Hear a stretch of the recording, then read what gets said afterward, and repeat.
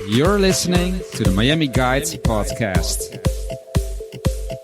When Gianni Versace was walking along Ocean Drive and happened to see, we have at the entrance of the mansion, a statue called the Kneeling Aphrodite. And he saw it and it drew him into what was then an apartment complex. And he came in and I guess his vision struck him and he purchased it.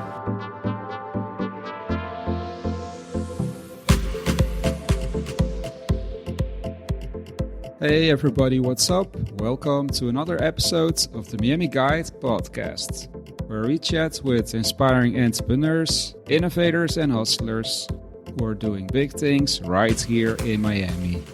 Well, thank you so much for listening to the show.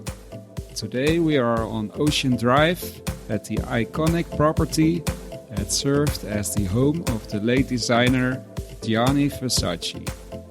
This is one of the third most photographed place in the United States. Number one is the house of Elvis Graceland. Second is the White House. And third is the Versace Mansion in Miami Beach. Now a boutique hotel, Villa Casa Casuarina. Well, Versace's former home still reflects his glamorous designs and lifestyle. I'm meeting up with the general manager at the mansion for a private tour. His name is Chauncey Copeland, and we talked about the histories and stories behind the mansion, and about the lifestyle of Versace and why he moved to Miami. Also, we talked about the design and architecture of the house, and how they are still rediscovering new details. Well, till today, hundreds of people still come and pay tribute to the Versace at the property's gates. This property in the middle of Ocean Drive is amazing, but the most beautiful features can be found once you're inside. So without further ado, let's check into the villa with Chauncey Copeland.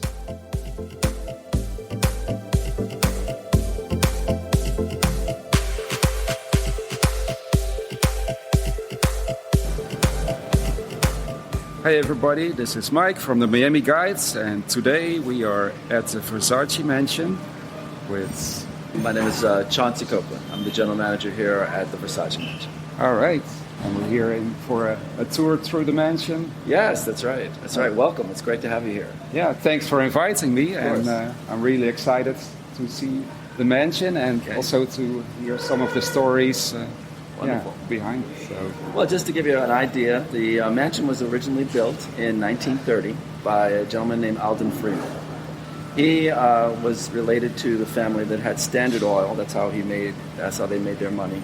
And they made so much money that he was able to retire at the age of 27. All right. At that time is when he built this place. It was actually based on a house he had seen in the Dominican Republic. Okay. It was actually Diego Columbus, a relative of Christopher Columbus's house in the Dominican Republic. And he based the original design for the house, which is sort of Spanish Mediterranean after that.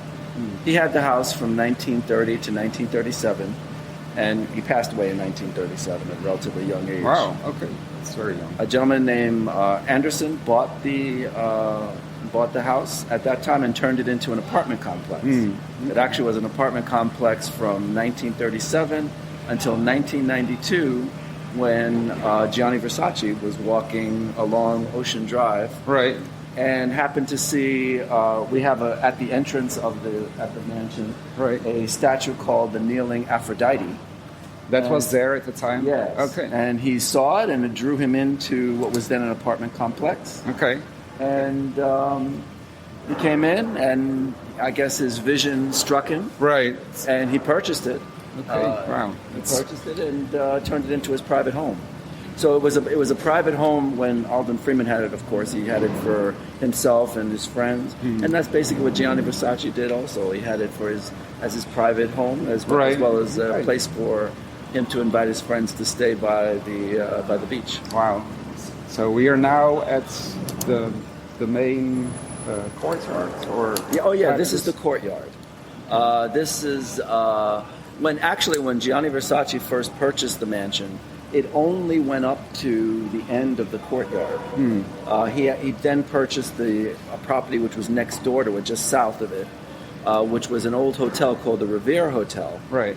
And he knocked down that hotel and created the beautiful pool area that we have now. Okay. And what do you call this kind of architecture? What kind of style is this? Well, it's rather eclectic because even though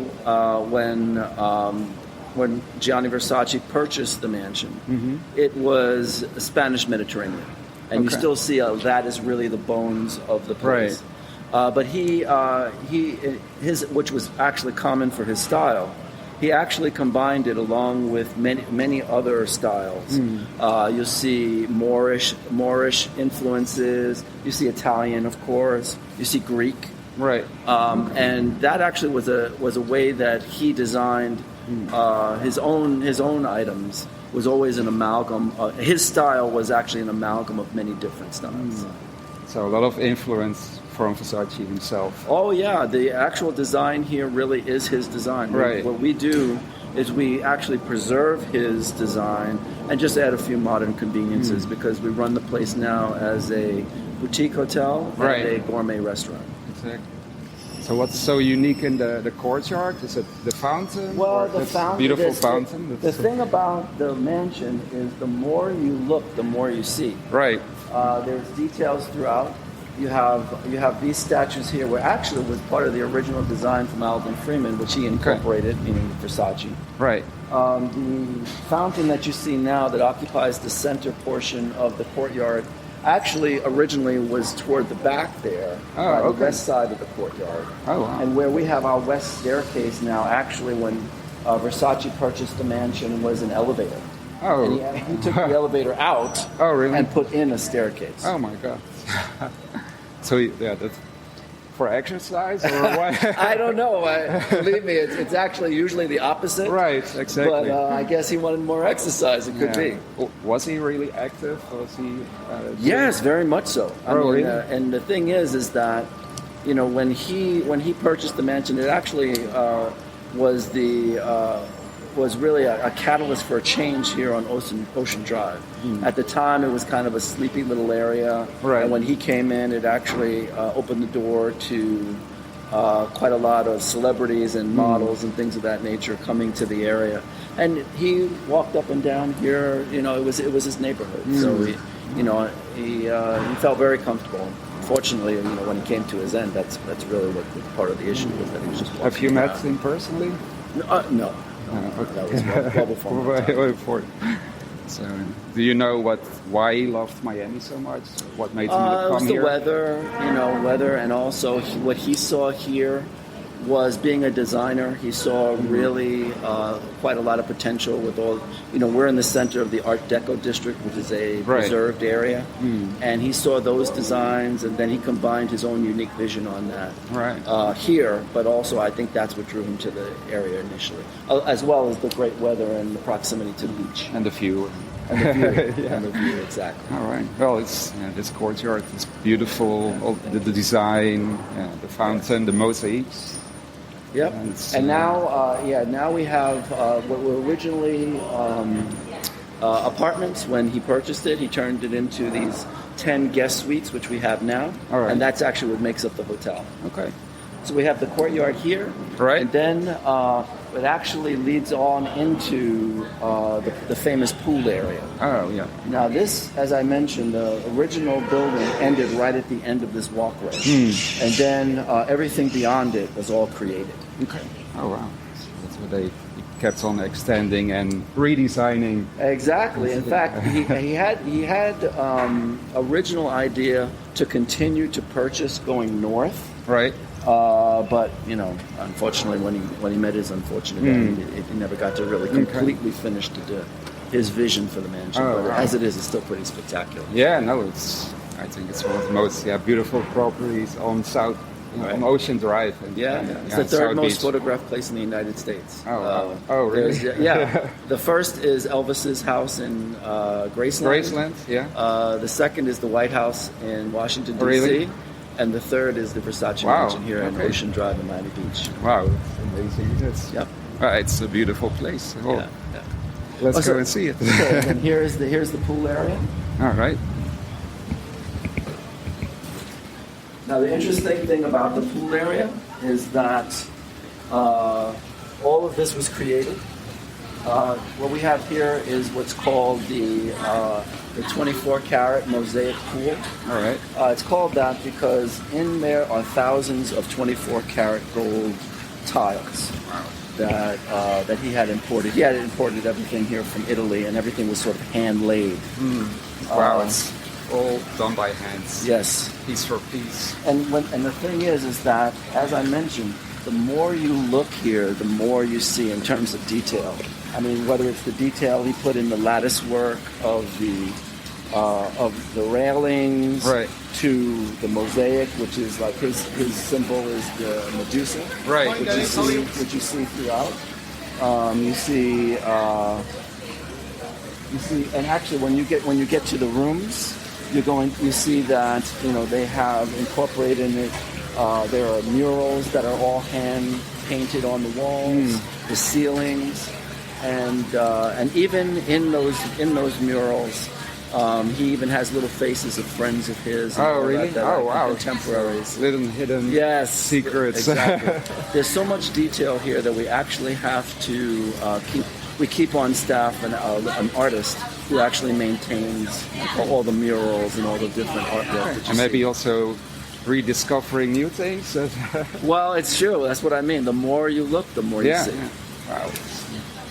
Yeah, it's amazing that this place exists in the middle of Southeast. Well, that's the other thing. Such a quiet area, because you don't hear anything of the crazy sound and the tourists. Well, that's so true. Is that here you are of Ocean Drive, just to the east of the mansion. Right. That is literally one of the most famous and busiest streets in the country. And once you're in here, it's so quiet. You don't feel it. No, it's feel it. Exactly. It's beautiful. So this is his dining area. It's exactly preserved as the way he had it. The only difference is, again, we run this as a restaurant, which is why you see all the separate tables.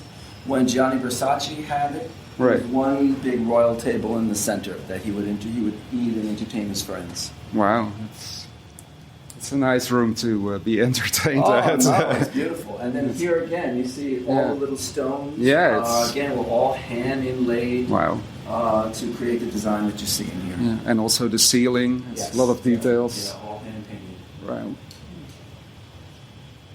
So what gave him all this inspiration to create all of this? Well, I think, he was very excited about being here. He lived here from 1992 to 1995 when he passed away. 92 to 95. Yeah. So as much as the design was done, there was even more he had planned.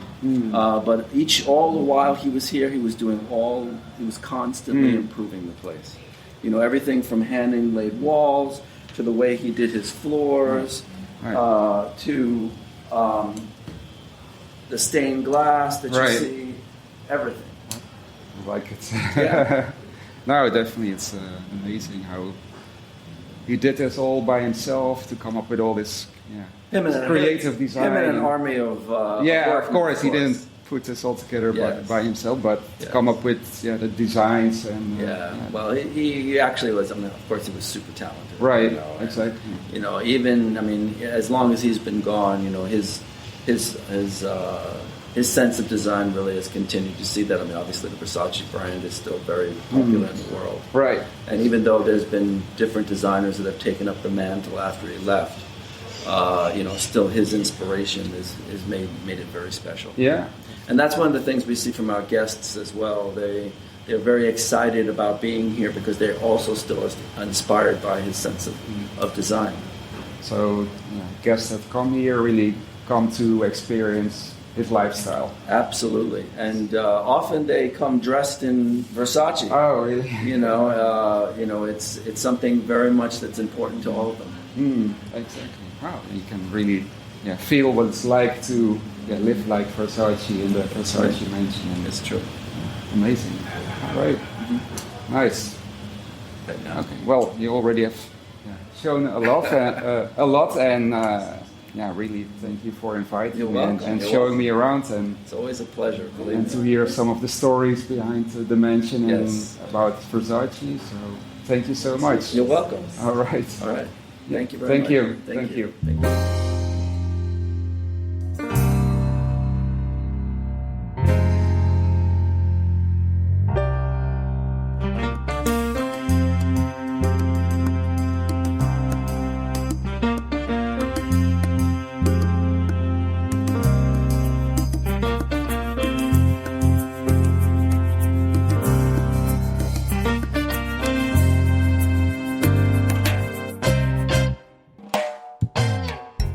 Hey guys, I hope you enjoyed this episode of the Miami Guide podcast as much as we enjoyed creating it. Well, you can find more information about our guest in the show notes, and if you haven't subscribed to our show yet, please take out your phone right now and subscribe to the Miami Guide podcast so that you don't have to miss another show. All of our episodes are also on our website, themiamiguide.com. And I would love to hear your feedback about the episodes. I appreciate if you'd leave me a review on iTunes. More episodes coming up. We're brewing with ideas, stories and content we can't wait to share with you.